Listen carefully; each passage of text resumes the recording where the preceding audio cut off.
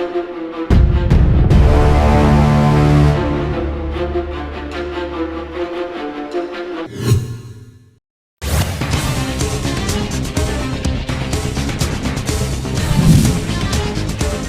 दिवस पर सीएम साय सरगुजा में करेंगे ध्वजारोहण, होगा विधिवत कार्यक्रम।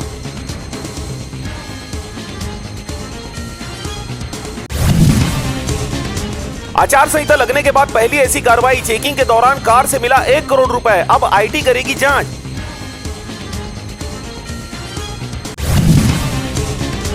आचार संहिता लगते ही एक्शन मोड में प्रशासन, बिलासपुर में हटाए गए भाजपा कांग्रेस के बैनर पोस्टर, लाइसेंसी शस्त्र थानों में होंगे जमा, जुलूस प्रदर्शन पर रोक। रायपुर में 2400 किलो नकली पनीर हुआ गायब, खाद्य विभाग के अधिकारियों को भी जानकारी नहीं, 5100 किलो नकली पनीर किया था जब्त।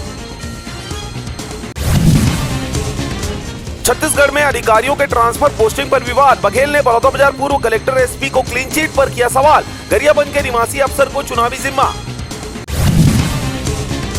गरियाबंद में लंबे समय बाद बड़ी मुठभेड़, हजारों जवानों ने 20 किलोमीटर जंगल घेरा, 27 नक्सली हुए ढेर, 14 शव बरामद, इनमें 1 करोड़ के इनामी भी।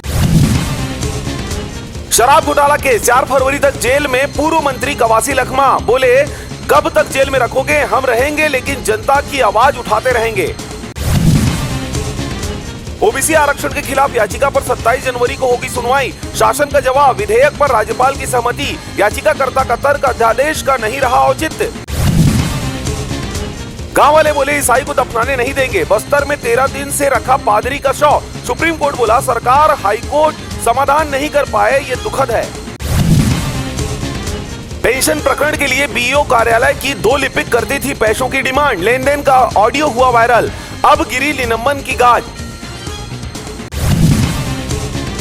कंबल वाले बाबा के शिविरों पर रोक लगाने डॉक्टर दिनेश मिश्र ने कलेक्टर को लिखा पत्र, कहा बीमार मरीजों पर अपना कंबल ढक कर ठीक करने का दावा करना है संदेहास्पद।